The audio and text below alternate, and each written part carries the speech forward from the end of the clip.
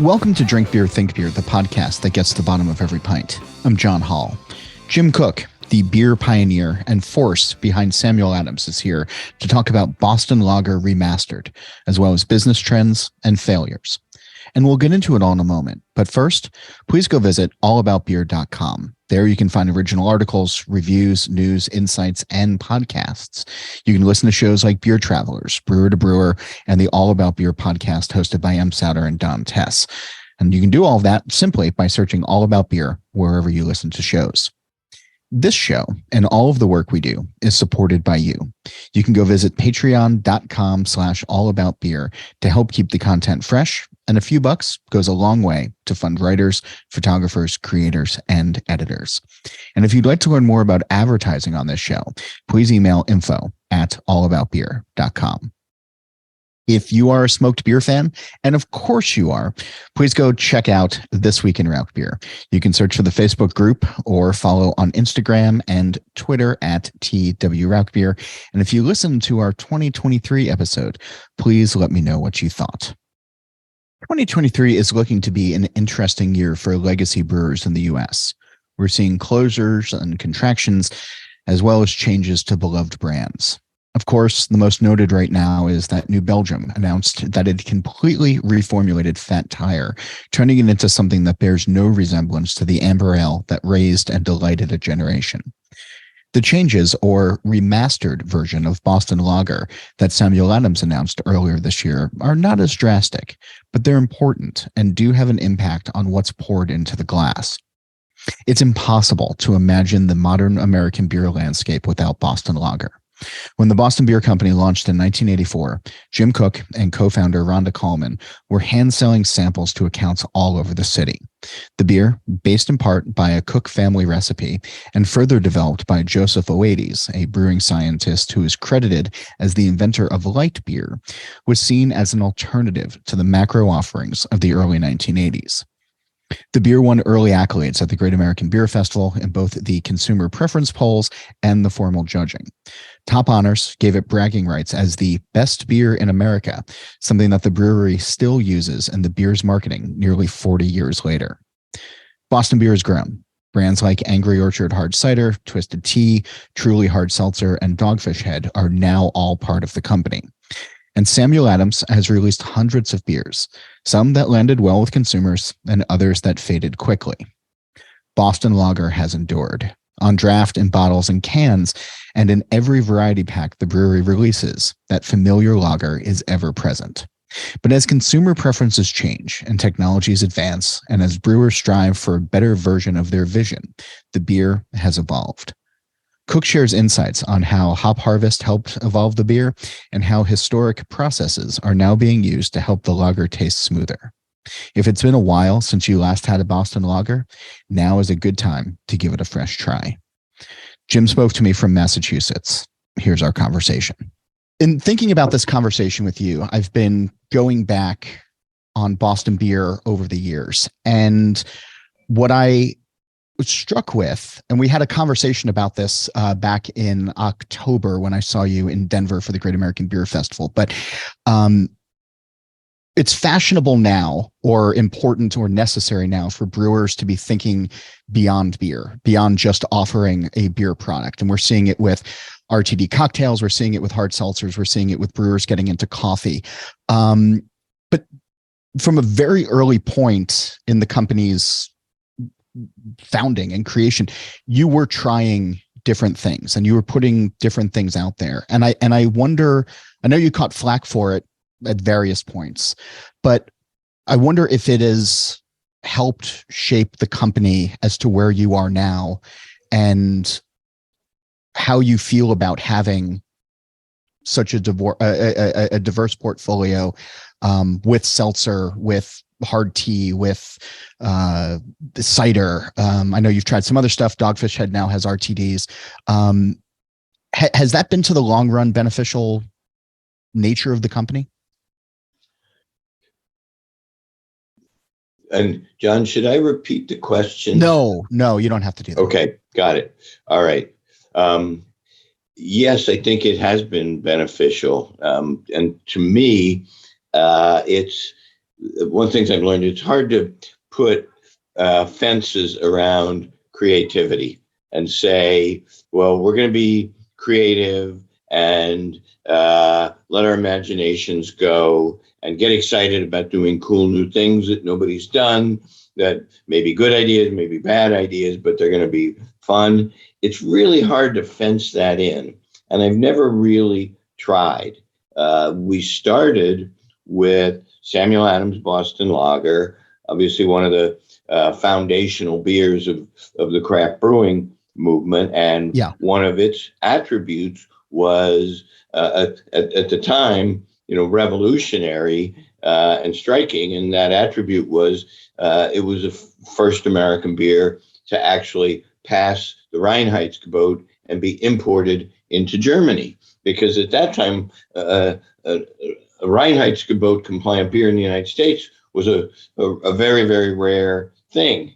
And we soon, grew beyond those constraints. And my friend Sam Calagione really put it beautifully for me. He said, because he had a whole different perspective on the Reinheitsgebot. He's the 180 of that. Yeah, he said, Jim, you look at it as this great guarantor of quality and purity. I look at it as a form of artistic censorship. And of course, both things can be true. We're all at a point in our lives where we can actually hold two contradictory ideas in our brain and not be disturbed by it. So we've kind of used those kinds of tensions where you have two contradictory things that are true to create a synthesis out of that and drive the company forward, continuing to push boundaries. And I realized very early on that we were going to get shit for doing things that were different, and often different than other craft brewers. And it came to me, I guess there's two things that I remember. One was being out in Portland, Oregon, and talking to one of the other early craft brewers, and he was complaining, Jim, you're messing up the industry. You hire salespeople. Craft brewers shouldn't have to sell their beer. The beer should sell itself. And I'm like, well, maybe that works in Portland, Oregon. But, walk into an Irish bar in Boston, the beer does not sell itself, dude. And the other thing that kind of stuck with me is, that taught me we're going to get people complaining. It was when we decided to make a lambic, which was almost sacrilege in 1988, because we did not, we weren't in the Lambic Valley of Belgium, as if their microflora and fauna were something unique and special. They're not, by the way. And we put cranberries in it. We made a Samuel Adams cranberry lambic. And that was of cranberries. That was a forbidden fruit. You were supposed to have cherries, maybe raspberries, maybe peaches. But cranberries, they didn't even have cranberries in Belgium. Well, that's why I used them in America. I'm not making this in Belgium. So I realized that, we were going to have to decide, are we going to push boundaries, push the envelope, maybe do things that people are thinking craft brewers shouldn't do this. We just had to decide, what do we want to do?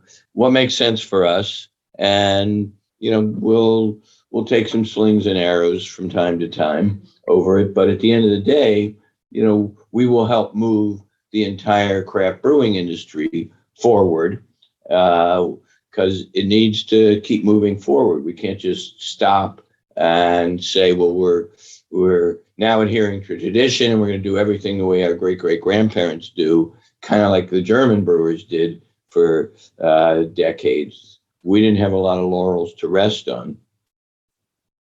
The idea of cranberries today sounds quaint by modern standards and what folks are putting into beer, including your colleague Sam, who is no stranger to putting weird things in beer. And of course, I've had some of your beers in the past that I use an example when people say, like, what's some of the weirdest beers you ever had? And Burke in a Bottle with the grilled beef hearts comes up Yes. quite a bit. That made quite the impression. Yeah, that was a really fun day. Our thing with David Burke, great New York chef, was he would show up at the brewery with a mystery ingredient, an ingredient that we didn't know beforehand. And then we would design a beer around it. And I remember the day that David showed up with this big plastic bag of 40 pounds of grilled beef hearts. It's like, okay. I think they might fit well in a brown ale. That brothy character will probably nest really nicely in a brown ale, and which it did. And we got to the hardest part about brewing that was one of our brewers decided to download every Captain Beefheart song he could find. So we had to listen to Captain Beefheart for a day. I don't quite know what's worse. Yikes. Is there a line too far with ingredients these days, do you think? Well, everybody's pushing it. I mean, I'm sure there is. But I'm sure that as soon as it's established, one of our fellow craft brewers is going to cross it. I mean, you just can't put a line out there in front of craft brewers and say, don't step over this line. It's going to be done. You mentioned good ideas and bad ideas, and again, I obviously seltzer's been a good idea because it's done well for the company. Tea has been a good idea because it's done well for the company. Cider continues to sort of push things forward, and then obviously on the beer side, there's been beers like Utopias and Triple Bock and all of these Hall of Fame beers that excite people and I think have pushed the industry forward. Can you share a thought on one or two of the bad ideas that didn't pan out the way that you thought? Oh, we've had dozens. Bad ideas. Well, I'll give you one. I thought it was a good idea. It just didn't work. People didn't buy it. It was a hard kombucha. Okay. And I'm not saying that in general is a bad idea because there's some really good producers out there, but it wasn't a good idea for us. And, when we approach something that already exists, we believe we have to make a significant improvement on it or bring a new twist to it. And with the hard kombucha, nobody was making a hard kombucha that had live probiotics and real fruit and was also stable enough that the bottles wouldn't blow up. And so we found a way to do that with, it was a little bit complicated, but we found a way to do it. And we called it Tura, which is the heart of natural. So it was Tura. And we actually made it with friends up in Burlington, Vermont, at what used to be the Woodchuck Cidery.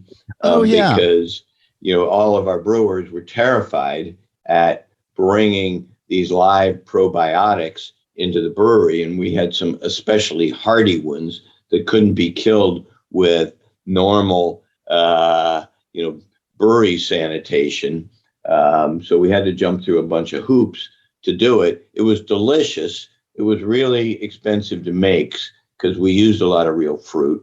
So it was not very profitable, but the good news is nobody bought it anyway. I just looked it up as you were talking. I didn't realize that you all were doing this, and it looks like it was discontinued as we were all still coming to grips with the pandemic. Yep. So we have lots of failures, John. I once had to give a talk actually with the Beer Business Daily, and they wanted me to talk about our failures, and so I started writing them down, and I think I got to 20, and I got so depressed by that I stopped. Is there one that sticks with you more than others? Oh, not really.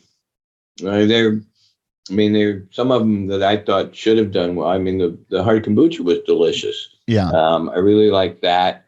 We've made some great beers. I loved our cream stout that we discontinued. Black lager was one of my favorites. That we discontinued.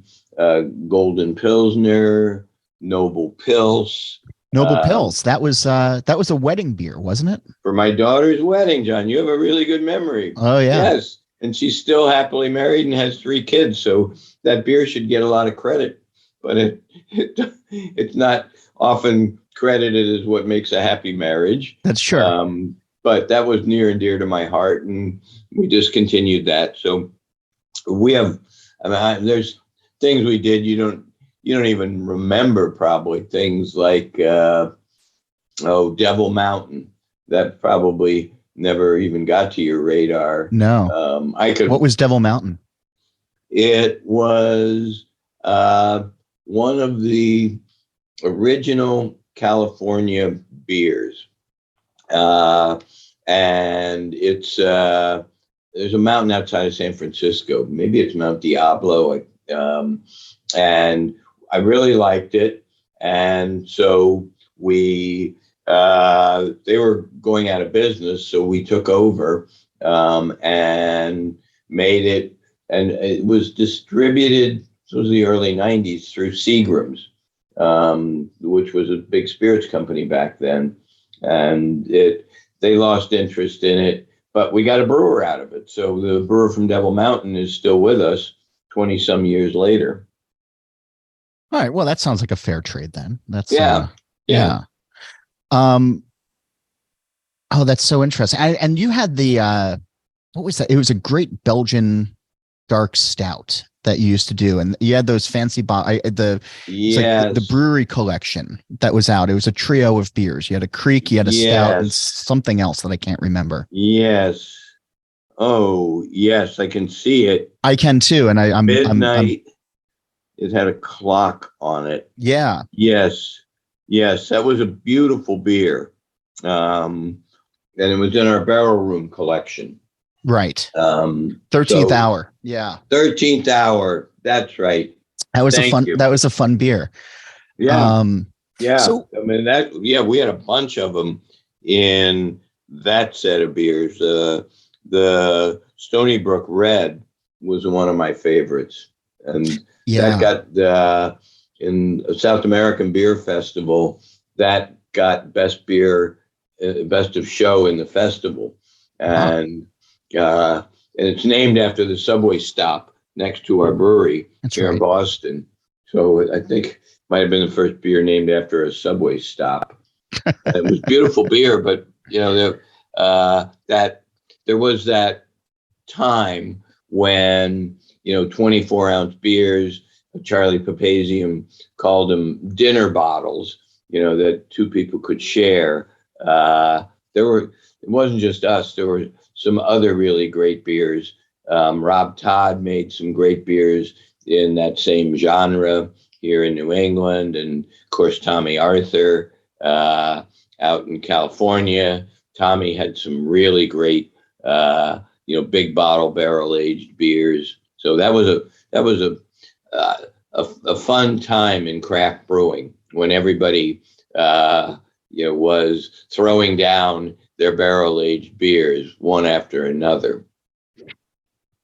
I'm thinking back to what that Oregon brewer said to you, and for a long time in the realm of craft or microbrew in the early days, there was so much talk about love and passion and not necessarily treating it like a business, which I think is why a lot of folks faltered along the way, because you do have to be looking at the bottom line. You do have to be thinking about, what's best for the business, what's best for the employees, what's best for the longevity of everything. When you've made these decisions to discontinue a beer, it's largely based on sales, correct? Yeah, well, we stopped making it when people stopped buying it. So Yeah. are there metrics that exist then of like, if something hits a certain threshold, you all have to go into the conference room and bring in the guillotine? Um, well, it's even easier than that. Beer is not immortal. Beer has a freshness date. So when we're taking back so much beer that we're losing money, even on a variable cost basis, that's when you discontinue it. And what will sometimes happen is, the tanks are a certain size, so that determines your batch size. And we might have smallest tank in a brewery might be 100-barrel tank. Well, that's 2,500 cases, and it might have a shelf life of 5 months.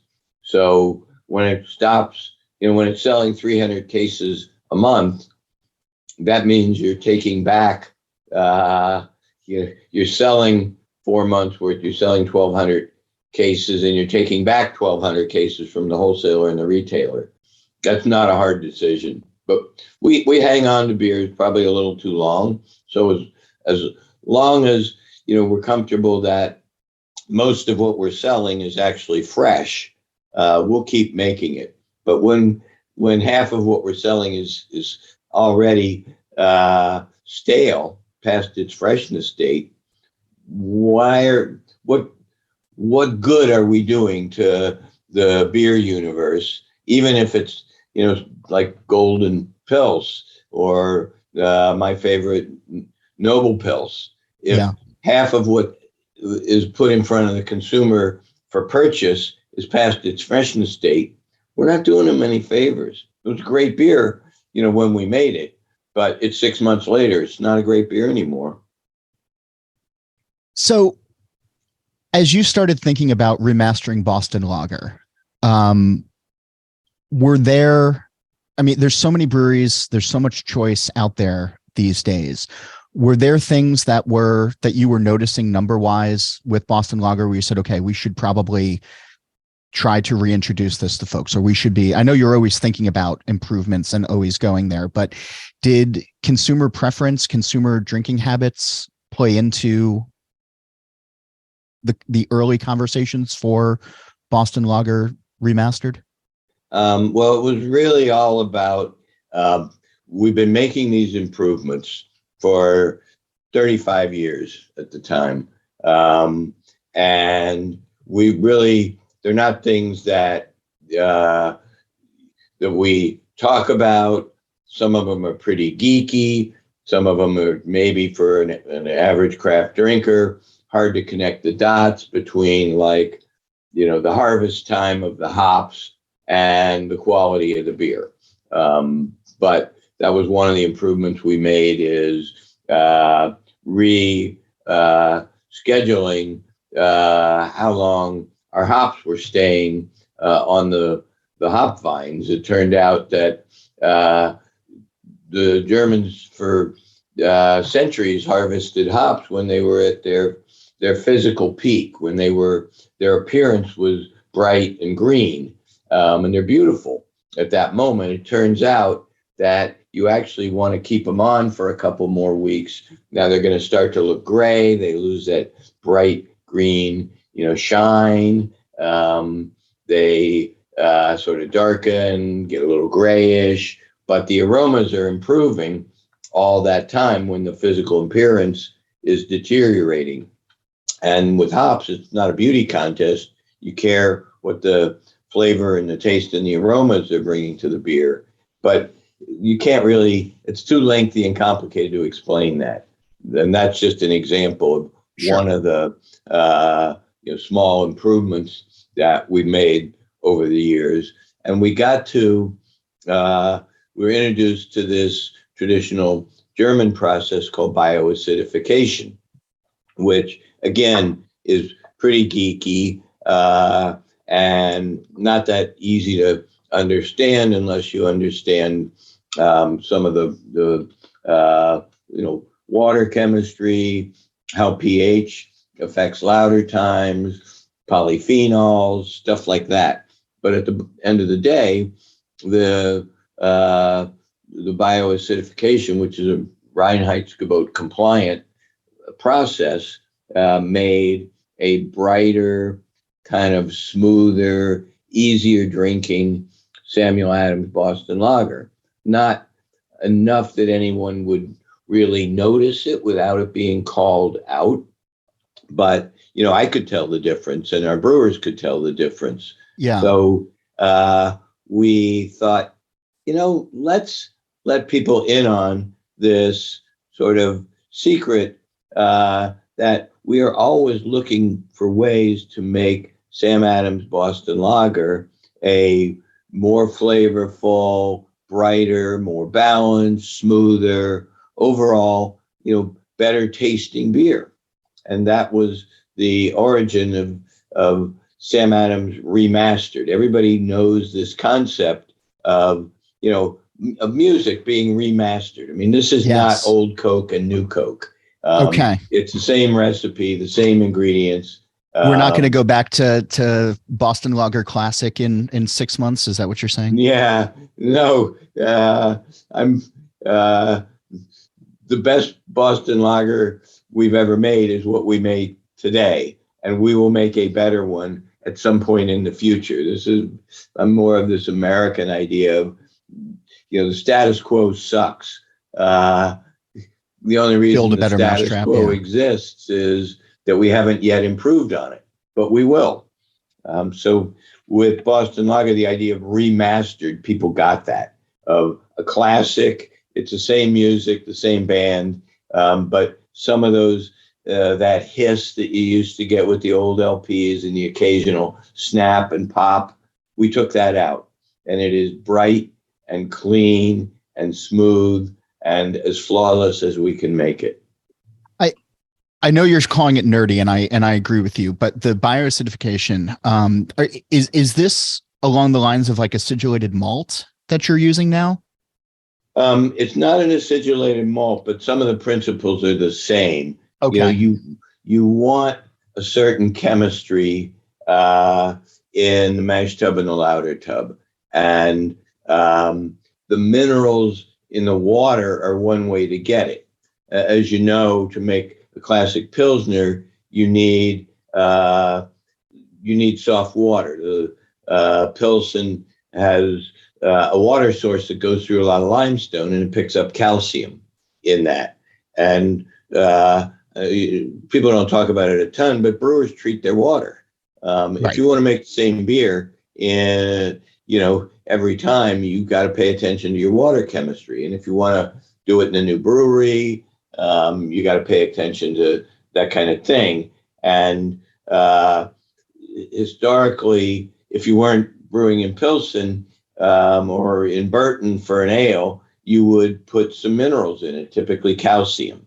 And you don't put calcium in its pure chemical form. It comes in as bonded to something like calcium sulfate or calcium chloride.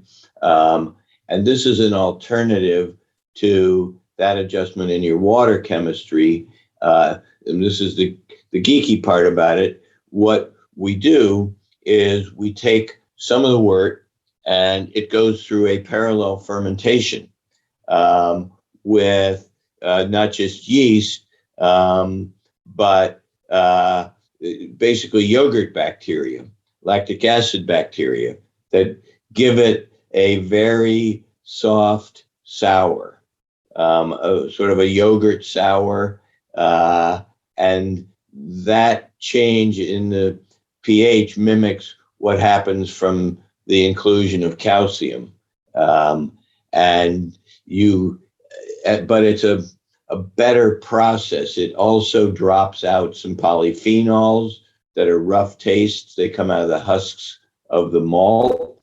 And it actually, by precipitating out some harsher flavors, it means we don't have to filter it as much. So it saves a filtration step. And anytime, you do any extra thing to the beer, you'd rather avoid it. So we were able to take out a filtration step that helped get the polyphenols out. And the polyphenols are like the tannic things, right? Like you get them like in tea, that sort of side of the mouth. And it's not bitterness. Some people mistake it for that, but it's that tannic taste. It's a drying finish. Yeah. Yep. Which we don't want that in Boston Lager. So I understand that there's two conversations, right? There's the one that you can have on shows like this, or, with brewers and beer geeks and that kind of thing. And then the general consumer. And me as a natural born cynic, or developed over time, I see it's something called like a journalist, John. I know that's, it's a good thing. It's the old adage, that they teach young journalists: if your mother says she loves you, look into it. Which is about the most cynical thing that I learned at 16 when I started in newsrooms. But I hear smoother, brighter, easier drinking. And full disclosure, I had this remastered with you at a Times Square bar in New York a couple of weeks ago. And after three pints, perfect pint. Yeah, it's a great bar. I forgot that it existed. It's a nice respite in Times Square from all of the Elmos trying to mug you for money. But I went in skeptical, and after 3 pints of it does show as smoother. It does present that way, and it is easier drinking from the Boston Lager that I've been drinking for the better part of the last 25 years. And I was impressed by that. And I know it's a marketing term, and it's something that a drinker can experience. But I've seen some of your labs before, and I've seen you run beer specs in real time. Is there an actual measurement for smoothness that you can point to? That's a really good question. And nobody's ever asked that. So I'm going to just try to answer it as best I can. A real measurement for smoothness. I mean, the first answer is not per se, but it's a cool question, John. How would if I had to look at specs, what would I look at? I would look at balance between, essentially I would be looking at the balance between the body and the sweetness of the malt and the spiciness and the bitterness of the hops. So I would look at AE, parent extract, and real extract, which is, adjusted for the fact that the alcohol lightens the beer up, though it doesn't affect the amount of extract in there. I might look at the RDF, the real degree of fermentation. I wouldn't want it too high. If I got up to high 70s, I'd be thinking that, if the BUs are over 10, I don't have enough of malt body to carry the bitterness of the hops. So if I was just looking at specs, and of course they don't pick up a lot of stuff, they just, from hops, all those complex hop aromatics, they don't show up, on typical beer. Your beer analyzer will not give you data about, the amount of some of those flavors that you want. You can pick them up in a gas chromatograph off of the hops themselves, but they're not in enough concentration in the beer to get it. So you could look at the specs and say, this is probably not going to be a smooth beer. But so you could you'd see what's not going to be smooth. If it's, a 60 BU, and, low AE, and it's fermented dry, it's not going to be smooth. Is Boston Lager 60 bitterness units? No, it's 30. Oh, I was going to say that would be extraordinarily high for the style. No, I understand what you're saying. Yeah. 60, you could see that on the specs and go, this is this is not going to be smooth. I might even have to, scrape my tongue after this because it's not balanced. What I noticed about remastered is the hop presence, and you didn't change the hop. I know with the picking season and everything, with the harvest season, but you haven't changed the actual varieties of hops in with this beer. With this specific improvement, it was all in the brew house. Same hops, same fields, same quantities, same addition times, etc. So it's interesting, isn't it? Nothing changed in the hops, but the taste perception of them did. Yes, and that's what I noticed, and I really enjoyed from it. And it's not, it's not a 60-minute IPA level by any means, or what a lot of drinkers think, but it is there in a very pleasant floral way. And I wonder, you're talking about albums, right? And you're talking about the hisses and the pops on vinyl. And I think in 84, 85, there were drinkers who enjoyed the beer and those hisses and pops, and those who have been drinking this beer for a long time, bemoan the digital days. They long for the analog kind of thing. But there are whole swaths of drinkers who don't. And does the noticeable hop advancement, hop flavor in the beer, do you think that that's going to help appeal to the 20-something drinkers that are out there right now? I'm kind of loath to buy into all this generation mongering. People have the same taste buds. Well, here I'll make an observation. Okay. That I made 30 years ago, I think, back when the craft beer convention had 200 people in it, and I gave a talk on flavor development and recipe development, and I believe there is a sort of natural line of balance between hops and malt in the beer, and that natural line reflects the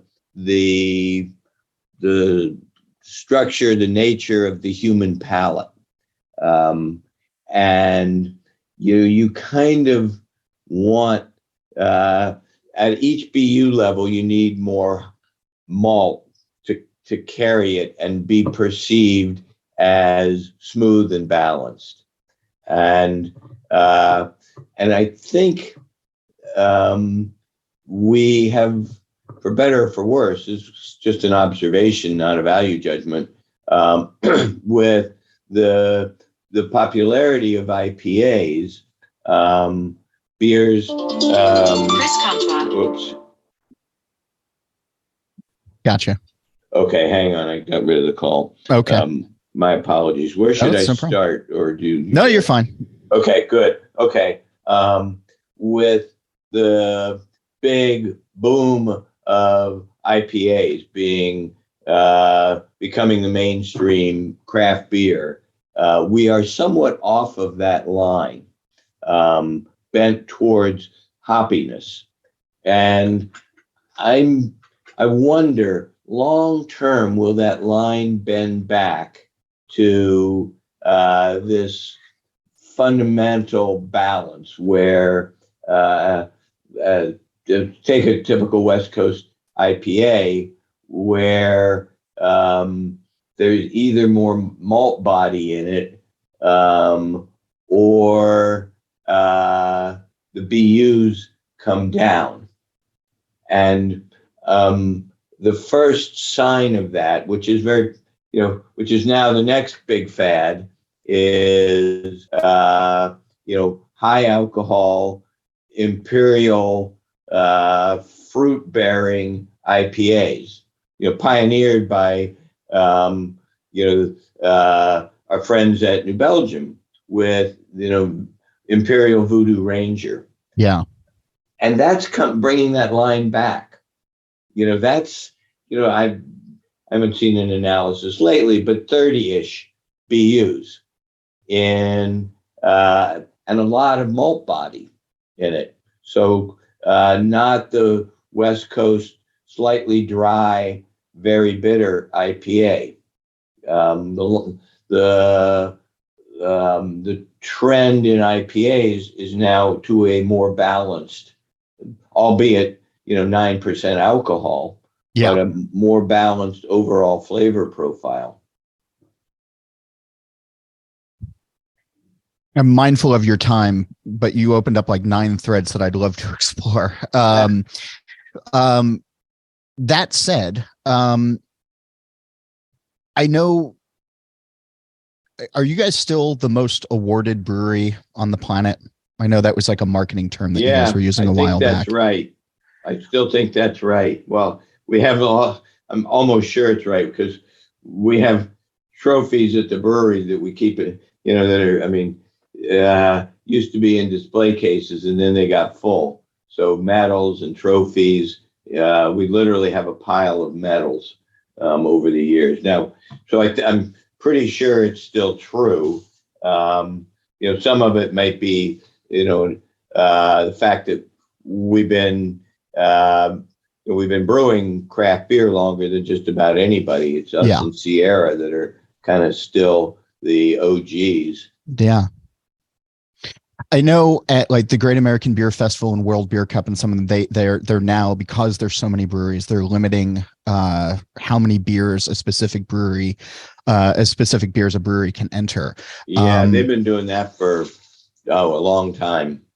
Do you feel, and I know Boston Lager has won, I know it's on the label with Best Beer in America, Consumer Preference in 85, 86, Gold in 87, the first year that they started awarding medals, Consumer Preference again, Gold in 90, 98, Silver in 99 in the Bohemian Pils, I guess? Yeah, it's kind of weird. Boston Lager does not have a category. Okay. It's along with, say, Anchor Steam, which is also a great beer. California Common doesn't get. Do they? Is there a? I think there's a California Common category. Yeah, I think so. I imagine there's got to be. There wasn't for years. I don't know if. Name me another. A comparable beer to Anchor Steam. Oh, sure. There just aren't many. Yeah. No, I'm not seeing. I'm just going through the quick list in 2021 for GABF, and I don't see California Common on here, which I'm surprised about. Come on, BA, get it together. Is a 19th century American Pilsner, which is not exactly Bohemian. It grew out of the Bohemian Pilsners, but it has more malt body and has this decoction mash, which almost nobody does, and it's krausened, which almost nobody does. So to me, it's very interesting. There's some great beers that are foundational to craft brewing. The first one, of course, being New Albion, right.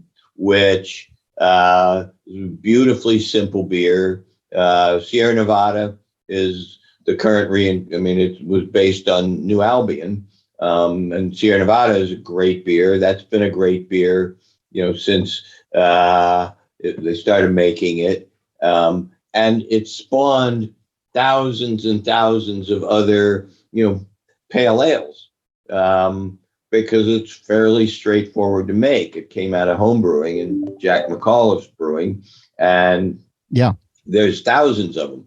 Boston Lager is a really hard beer to make. You've got to do a decoction mash, which requires an extra brew house vessel to do. You've got to do krausening, which means you've always got to have a next, you've got to be brewing every week. And, there's this ballet of your batches to make sure you've got a krausen supply when the beer needs to be krausened, and it's dry hopped, and there is no close equivalent to Boston Lager, which is interesting. I cannot think of another beer that tastes like Boston Lager and uses those difficult, very traditional 19th century brewing practices that we still use. So would it show up on the judges table in Denver this year, do you think? Boston Lager? Yeah. Some years we enter it, some we don't, because there's no, I mean, if you're really good at judging Bohemian Pilsner, Boston Lager, it's a great, great beer. But, the GABF judging, and we've all been judges, it's a dog show. You're judging against a description, and it's conformance to those specifications and descriptions. So you put Boston Lager in with, Bohemian Pilsners, and it doesn't belong. Same as with Anchor Steam. There's no category for Boston Lager, just like there's no category for Anchor Steam. I'm still shocked by that. That's bring back the California Commons. We need more of them. Yeah. All right. Mindful of your time, because I know you're running a huge corporation. Last question, and hopefully it's an easy one. The premise of this question is, at the beginning of the pandemic, my wife and I started rewatching the television show The Good Place. And I'm not sure if you're familiar with it, but in the final season, they introduce a concept of a green door, where you can walk through a green door and be anywhere, any place, anytime that you would like. This is an afterlife show. But if we had such a door on our living plane of existence, and this conversation was ending, and you didn't have a meeting immediately coming up, and you could walk through that green door and be in any pub or any brewery anywhere in the world, where would you want to go? Who would you want to be with? And what would you like to be drinking? I would like to be at the Green Dragon pub in 1783, having a pint of probably a kind of murky brown ale with Samuel Adams, and ask him, the British just surrendered. We're now our own independent country. We have a glorious future in front of us now. How do you feel about this moment, Mr. Adams? I like it. And that's where we are with craft beer. Do you have hope for the future of beer itself? Yeah. An incredible community of creativity, of passion, of pride. I mean, being a craft beer drinker in America today, thanks to thousands of craft brewers, is the best place and time ever, since people were making beer in clay pots in Mesopotamia 12,000 years ago. And we happen to be alive and brewing at this moment. Couldn't be better. Same goes for the drinkers. Jim, thanks so much for taking the time and being on the show this week. I appreciate it. John, always fun to talk beer with you. So thank you. This was fun. Best part of my day, man. Well, so I hope it gets better from here. Cheers. Let's only where to go but up. Talking about good beer with good people. John, doesn't get any better. Have you had a remastered Boston Lager? If so, tell me about it and tell me what you think. You can email me. It's John Hall. That's JOHNHOLL at allaboutbeer.com, or you can tell me on Twitter at John_Hall. That's also how you can get in touch with comments, questions, guest suggestions, and concerns. A reminder, please go visit allaboutbeer.com. There you can check out the podcast page, the merch page, and you can read great new content as well as the archives going back to 1979. And don't forget to follow All About Beer on social media at All About Beer. If you're interested in supporting journalism in the beer space, you can email us at info@allaboutbeer.com for advertising, or go to patreon.com/allaboutbeer, and you can throw us a couple of bucks so that we can fund writers and editors and creators. Don't forget, All About Beer podcast channel is now up. You can search and subscribe. Steal This Beer has new episodes every Monday, and the BYO Nano podcast comes out on the 15th of every month. As for this show, Nate Schweber does the music, Jeff Quinn designed our logo, and I'm John Hall. New episodes released every Wednesday, and that's when I'm going to be back again to drink beer and to think beer.